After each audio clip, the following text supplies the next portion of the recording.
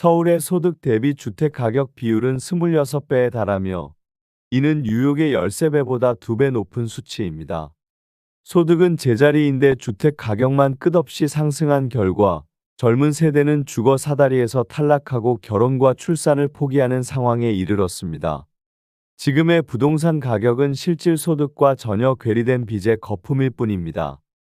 이미 OECD와 주요 국제 기관들도 한국 경제의 회복 가능성보다는 장기 침체를 전망하고 있으며 주택 시장의 버블 붕괴 가능성을 높게 보고 있습니다. 서울시 노원구 공릉동에 위치한 태릉 해링턴 플레이스 아파트는 2022년 1월에 사용 승인을 받은 단지입니다. 이 아파트는 15개 동으로 총 1308세대가 거주하고 있습니다. 최고 층수는 25층이며 용적률 213%, 건폐율은 17%입니다. 총 주차 대수는 1563대로 세대당 1.19대입니다. 29평형의 공시가격은 5억 6,800만원, 보유세는 약 73만 3,680원입니다. 이 아파트는 2022년 당시 29평형 매매가가 6억 7,500만원에서 최고 11억 9천만원까지 상승했으나 최근 2025년 4월 기준으로 6억 9천만원에 거래되어 최고액 대비 42% 하락했습니다. 주변 편의시설로는 이마트 1.5km, 홈플러스 1.5km가 위치하고 있습니다.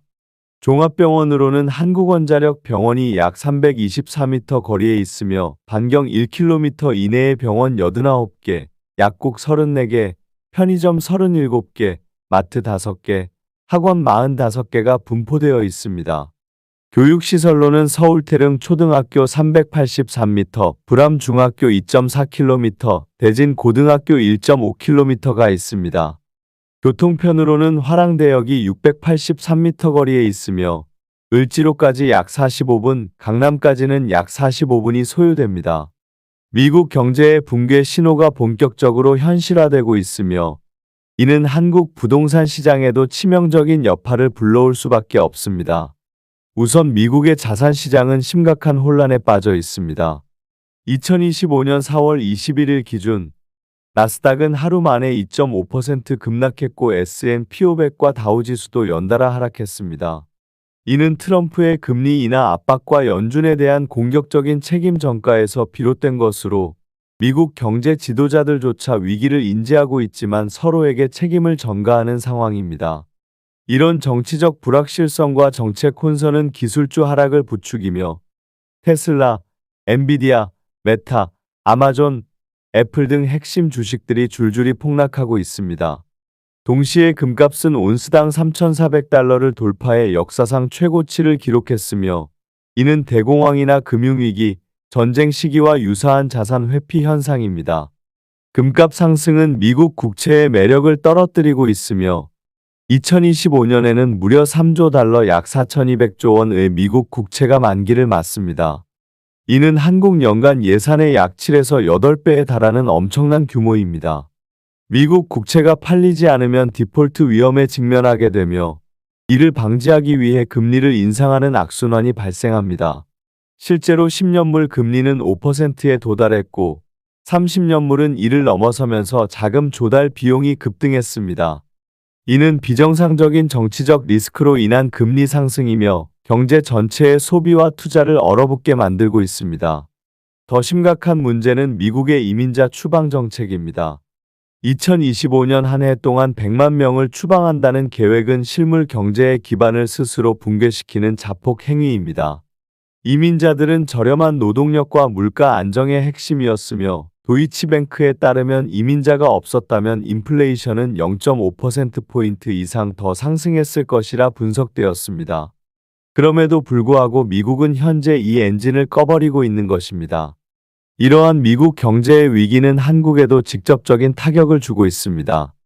2025년 4월 1일부터 20일까지 한국의 대미 수출은 전년 대비 14.3% 감소했습니다.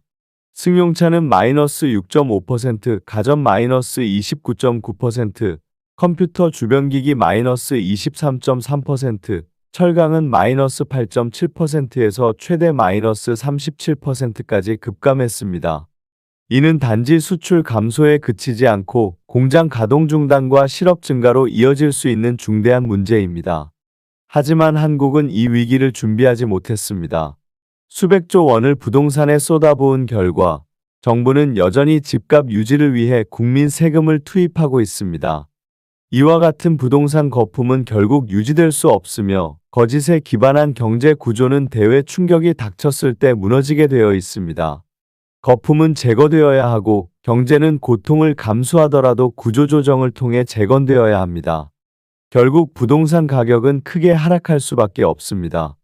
거품을 유지하기 위해 국민 세금을 동원하고 준비되지 않은 국가가 외부 충격을 버텨낼 수는 없습니다.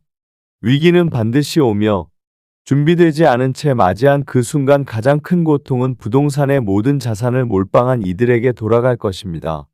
기다림은 힘들겠지만 지금은 현금 비중을 높이고 위기를 대비하는 수밖에 없습니다.